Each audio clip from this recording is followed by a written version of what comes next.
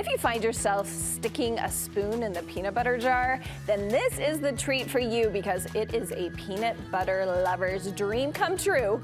This is our cake friend and recipe creator, Courtney Rich is here, and we're in the kitchen. We're gonna have this recipe for peanut butter, not just plain peanut butter bars, peanut butter overload yes, because okay. there's a lot of peanut butter going on here. I am obsessed with peanut butter, so I'm just gonna throw that out there so you know this is definitely like a lot of peanut butter for me and anyone who, like you said, wants to just take their spoon and put it in the peanut butter jar. You are my people. And I understand you got your inspiration from Disneyland? Yeah, okay, this is so fun. Well, like Disneyland is the happiest place on earth. Of course. For so many reasons, one of which is the desserts and all the treats you get to try, which is like my priority when I go, right? I'm getting the churro, I'm getting the cream cheese stuffed pretzel, and I went just about a year ago and tried all my favorites. I came home, I was sharing them, and someone said, you missed the peanut butter cup bar. Like they have it in a little round dish. And I was losing my mind once I heard about it. How did I miss this?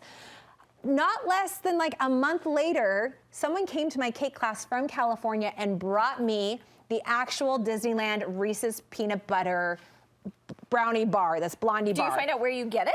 I can't even remember. Okay. We're gonna have to like find out. But I was just obsessed with the idea of this because there was so much peanut butter. So I decided I needed to recreate it and came up with my bar. So this is very similar. My base is a little bit more chewy. We're using brown sugar instead of granulated sugar, which is what I suspect the original recipe has from Disneyland. I did this in a 9x13 dish. You could also do this in little round containers, like ramekins or something to make it look a little bit more like the Disney one. This is a great way to serve it. We've got some big portions right here.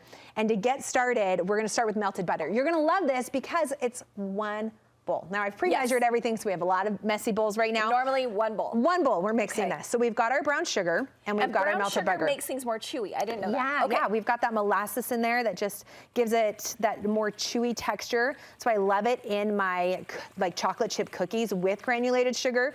Granulated sugar, though, I love in my cakes because it keeps it light and fluffy. So we're gonna get some more density here. All right, then we're gonna add, let's grab the peanut butter. Will you spoon that in? We've got a couple eggs. We're gonna do, of course, a load of peanut butter in the batter. Now, could you do chunky? You're just doing creamy. Of course. You are speaking my mom's love language. She's like, add some nuts in there. Okay, then the next thing we're gonna do, let me just get this a little bit more smooth. But look, I'm not even pulling out an electric mixer. That is Isn't really that awesome? Really good. Yes. Don't we love that when it's that simple? Okay, the next thing you're gonna do is grab my flour, and will you put the flour in here for me? Not very much flour. Nope, just a couple cups, and then we've got baking soda and salt. Oh, and then will you measure out 2 teaspoons of vanilla? And I will just mix. Yum. And then the last thing we're gonna throw into the batter are peanut butter chips. So Reese's makes peanut butter baking chips. I just love that in here for some more peanut butter, but you could also do some chocolate chips, mini chocolate chips, if you want a little bit more of the chocolate with your peanut butter. So let's go ahead and throw our chips in. Yeah, so then you're just going to put this in a 9x13 dish.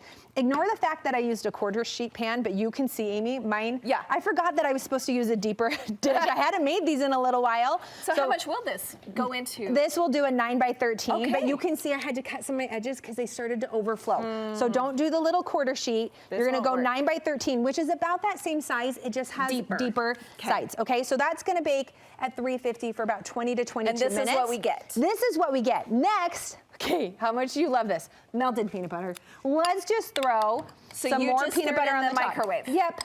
You're just gonna take about a cup or more, I mean, depending on how much you love peanut butter. And then we're just gonna spread this on. And then we're gonna top it really covered with those Reese's Pieces candies. When I tried the one from Disneyland, there was not a bite left empty. Like this was all over. I like that. Right, so you get that crunch with every single bite. So we are like covering, you can see in my sample, like every little spot is gonna have those Reese's Pieces on there. And how easy and yummy and colorful and perfect for Halloween coming up. Yes, and again, sometimes you can find these in different colors, so you can do fun colors. And our nifty producer found out we can get the peanut butter bars at say it again, Harley. Oh, yes. Craftsman Grill at Disneyland Resort Hotel.